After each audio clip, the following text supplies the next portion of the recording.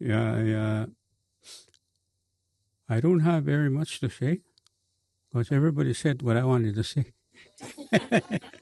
I'm just kidding. Uh, what I heard the last 2 days, I can relate to it because I went to residential school when I was 8 years old. It only took 8 years to lose a language. I grew up oral tradition with my parents, my granny especially, and my siblings. And I think that's where what we're talking about.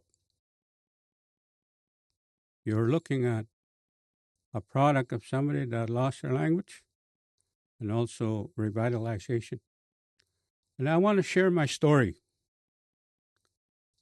It's a personal story, but it relates to what we're talking about on the questions that I was asked and the write ups in there on the land, language, and culture camps.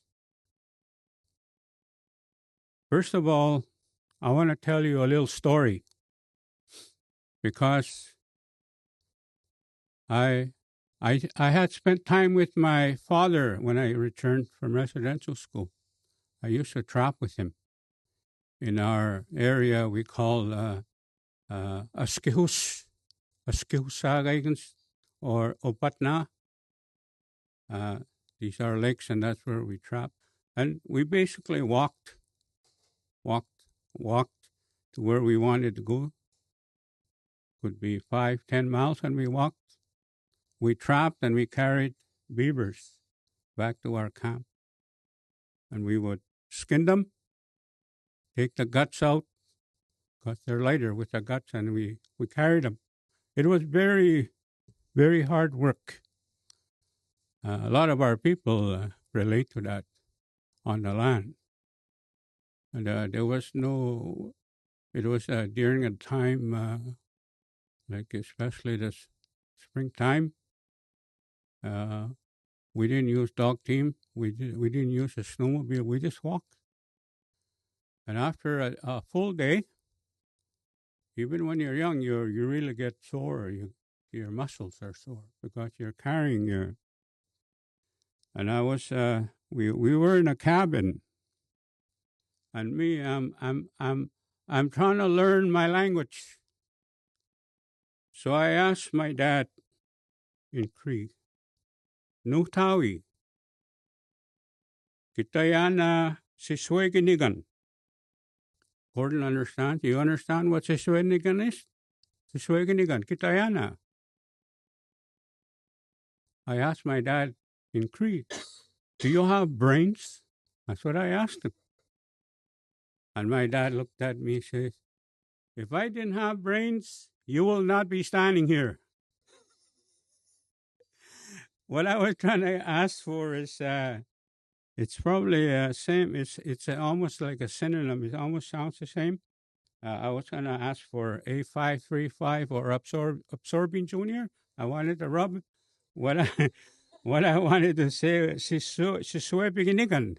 Siswebinigan. You want to rub, and that's what I wanted to ask my dad. So I had to correct myself, and he said, "Yeah, I got one. He gave it to me." That's how I learned my language. That's how I learned my language through saying it wrongly and helping with parents or elders.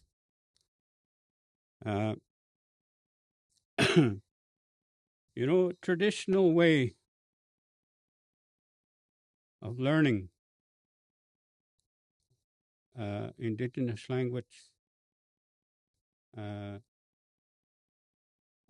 connecting to the land. I just came from a conference in Manitoba, and it's hosted by Manitoba First Nation Education Resource Center.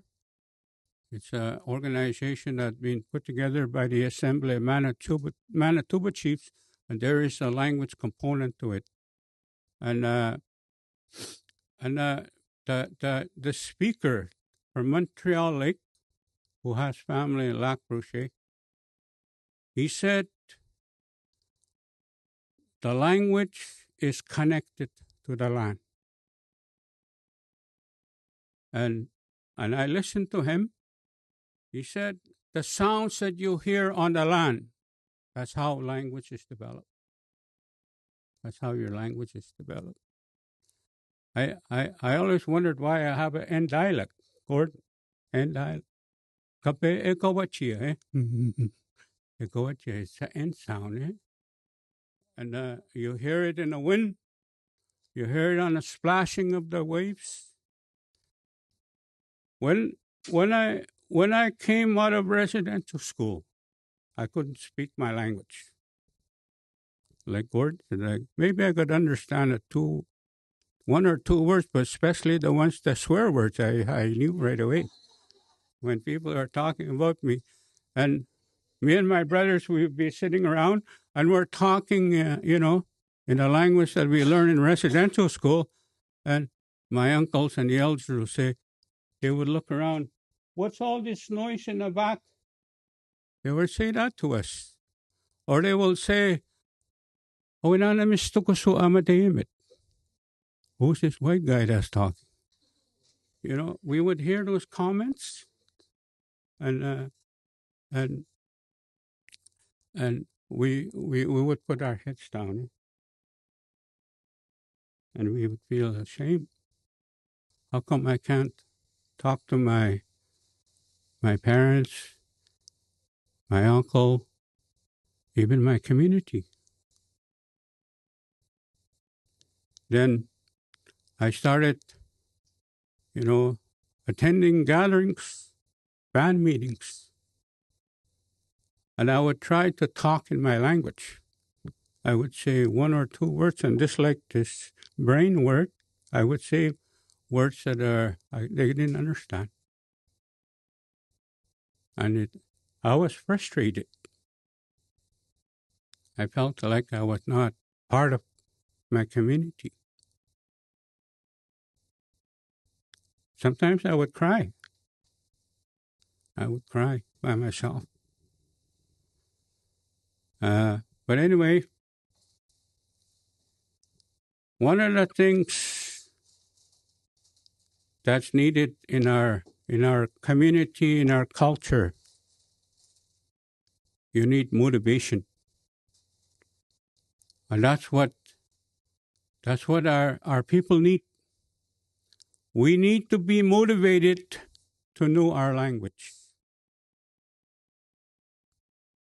We need to find ways of motivating. And I heard some of that in our presentations, and I'm really encouraged by that.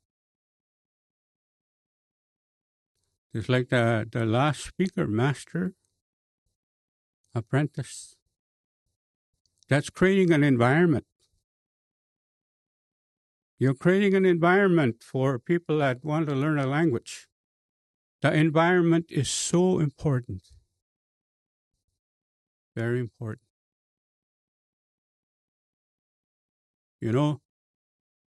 I really wanted to know my language because if I did not know my language, I would not get a job, even at the plan office or wherever. Because the language in job descriptions, especially in indigenous communities, First Nations, language is an asset. That's what it says. And I was trying to get a job and I had to get my language. So I really got motivated. I got very upset. I wanted to know my language. As a young person, just got married, 20 years old, I really wanted to know my language. So there were two things. Well, the universities sort of helped out. Because I'm a teacher also by career. I have a degree in teaching.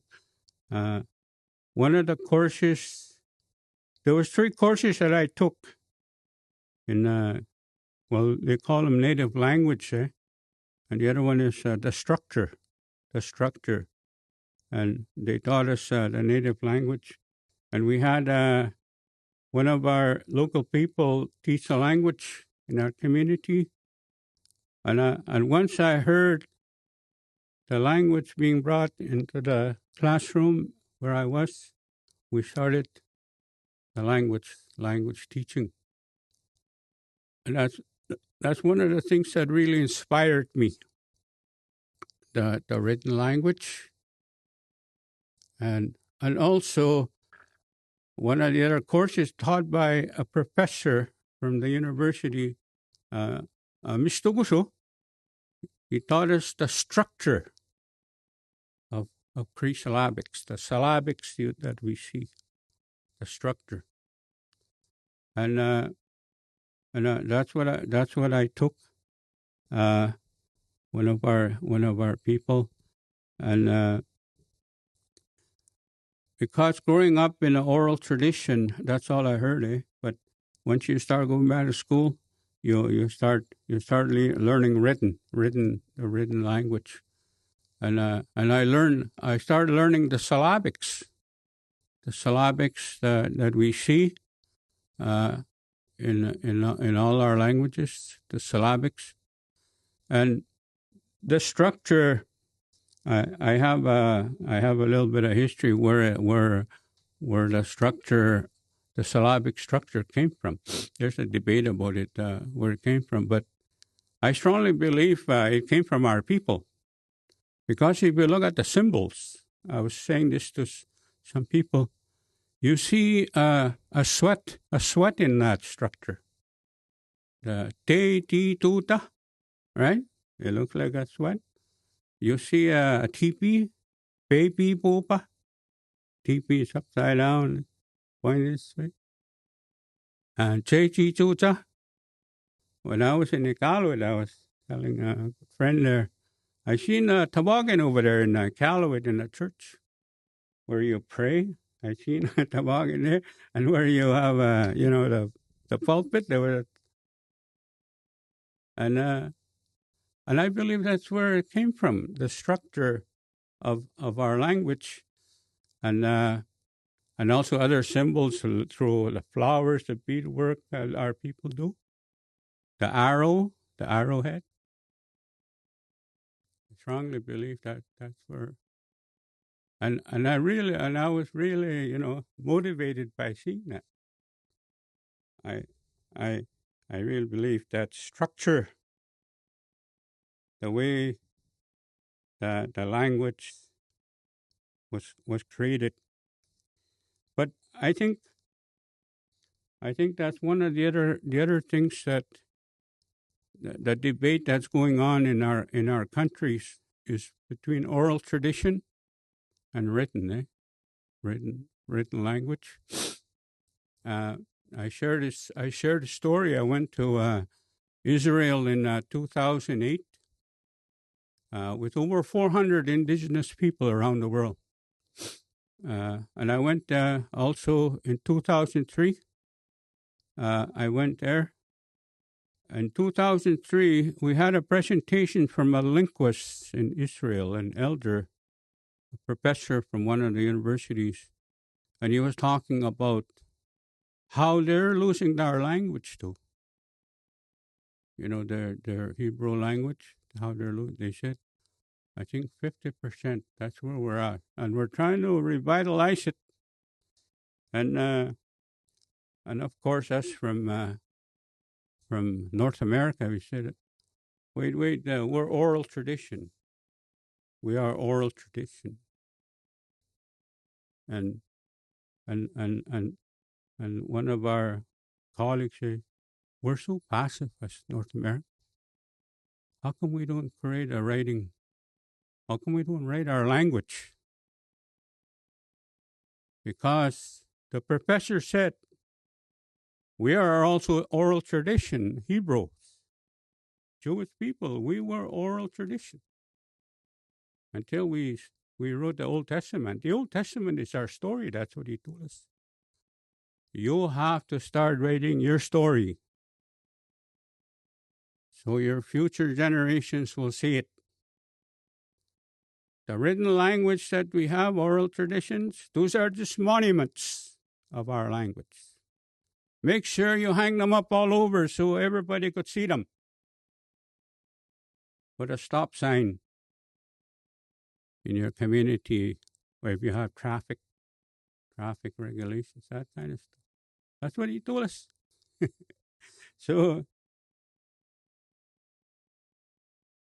I think I'm really thankful the syllabics, the written form was created, and I believe that was created by our people. I really believe that. I know the Bible was translated by a woman. The Mason Cree Bible that we have, I know there's one in Ojibwe. The Mason Cree Bible, it was the wife of Mason, Mr. Mason, that translated the Cree Bible.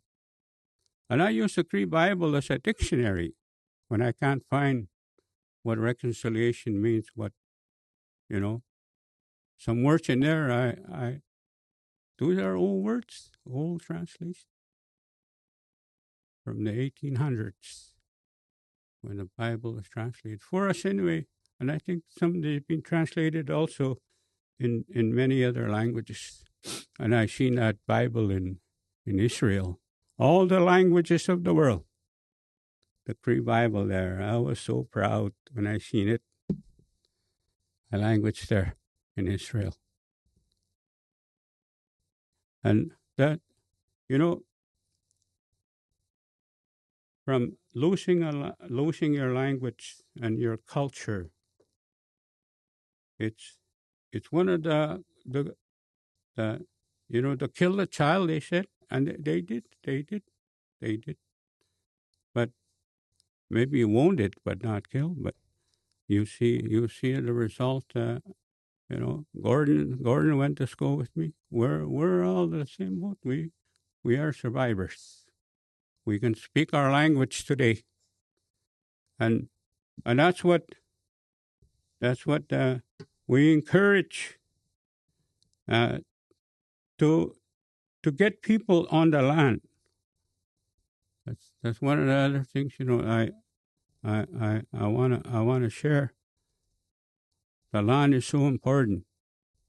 I sit on a board. It's called Wycliffe Bible Translation.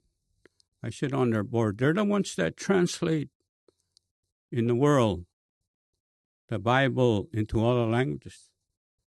And the word they use is transform people and communities.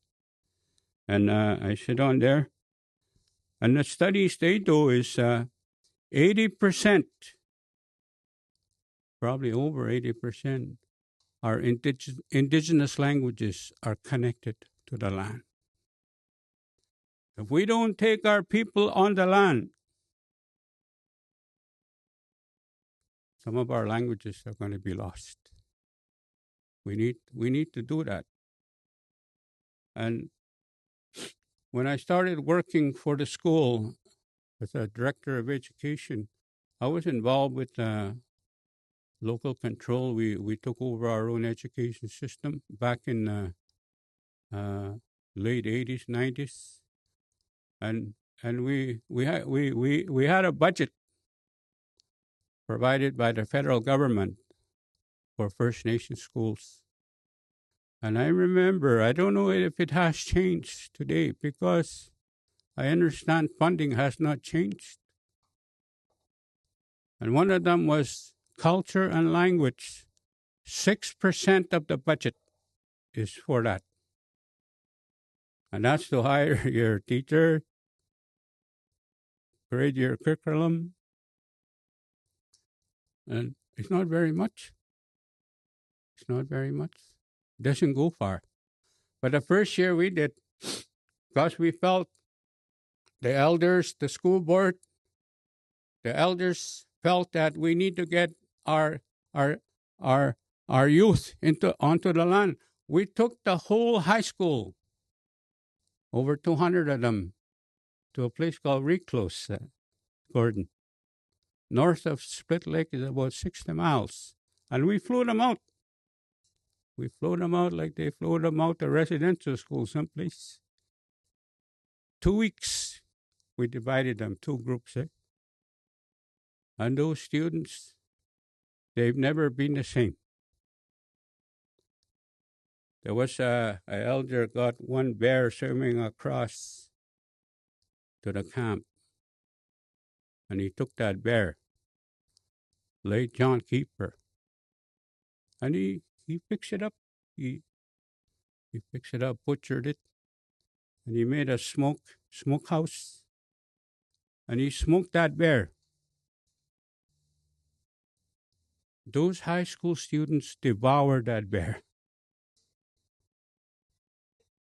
Man, I think it tastes better than KFC. You know, that kind of experience, we do the same with moose and fish. We cook it different. The pictures that you see. So that's where I know I started with land-based in the school. Now today we work with there's different programs in the school. There's family, child. I know the family services. They have a program called Family Enhancement. They have culture and language, and they have a budget. And I know what's Jordan's Principles also has a budget. There is funding going to our communities, but one of the things I'm trying to encourage is we have to work together. We have to pool because you only have so many elders. They tell me Truth and Reconciliation Commission by 2050, most of the residential school survivors will be up in the great hunting grounds. So, and a lot of the elders today, right now, we don't have very many elders. I don't know how it is in your community. And most of the elders, the school is using them, and that knowledge, and our people are dying left and right now. I tell you, as a bishop, we're struggling with that. Chronic illness. 1 out of 3 people in my community is chronically ill. It's probably the same in yours. Diabetes, cancer, heart attacks. I think we have a funeral now almost every week. In the 60s, 70s, maybe one funeral a year. I don't know. Sometimes not. But today it's almost, and a lot of them are elders. So I'm telling you, we have a crisis. We have a crisis. And what you're doing, recording, I'm glad you're doing that. You're keeping. But I believe the young people, it's their responsibility to pick it up. Reconciliation, I was told. Not only our people, but also non-Indigenous people. They're the ones that have a responsibility to reconcile what the colonial system has done and continues to do today. So I wanted to share that because I'm passionate about it. Today I'm still a bishop, non-stipendary. Pretty soon, I struggle to get a stipend or a salary, they call it. But anyway, I was hired by my community. We're doing. We got a grant from Heritage Canada. Some of you got a grant. We got a grant too. And I was told just in December, okay, we want you to coordinate these things. We're gonna have a land-based gathering. So that's what I'm planning. I know they're gonna have one in Fairford end of the month. We're gonna go to that, and then we're going to invite our other communities to come to our community and school, and they have events. It's like I see events like the Arctic has the indigenous Arctic that games over there right now. It's happening something like that. We have indigenous games, so we're gonna do that, and that's gonna be funded. Then we're gonna have an elder youth conference. We're gonna talk about language, and that's what Gordon I told him. I want you guys to come. You're invited. I want you to come and share the resources you have. Share the information. But we don't have a date yet. We're gonna try to do it before this June because of the funding, and we have to spend it by March 31st. So that kind of thing. And I'm helping. We're doing an app development in the Tatasquia dialect. So we're working on that, and we're gonna do app training with our school staff. And I gotta collect resources and also do some games, language games. That's what I'm doing right now. I'm coordinating. Hopefully, it'll continue next year. I've been trying to meet the commissioner, the new commissioner that's been identified in Canada on languages. I understand it must be a big, big responsibility and a big, like even to set up an office. How many of our languages there are? 700 in Canada alone? Plus Métis. There are a lot of languages here. Yeah. And there's a lot of recommendations I heard and that, with our communities. So all of us are in the same revitalization. I'm advising we're in a crisis mood. We need to create motivation. We need to do that. And the environment. And how did I get mine? Like I said, I learned the written language.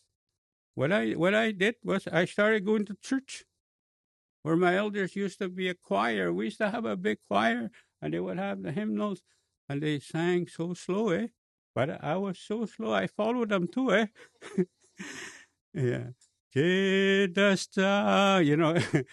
And I followed them, and that's how I started learning my language. And that was the environment that I found. Plus on the land, One of the happiest days when my dad bought me a shotgun when I was 16 years old. When I got that shotgun, I spent many hours on the land. You hear the sounds when you go out there.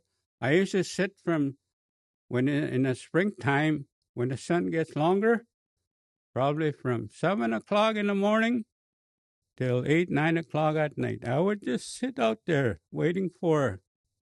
Oh, you hear these sounds, Yeah. Yeah.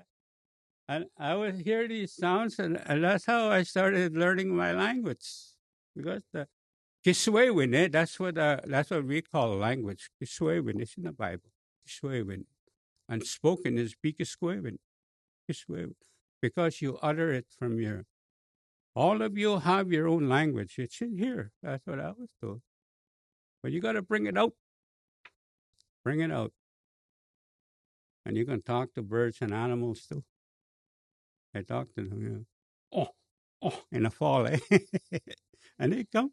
They listen very, very clearly. Yeah. And I I wanted to share that. Yeah. Yeah. Yeah. Yeah. Right on. Yeah.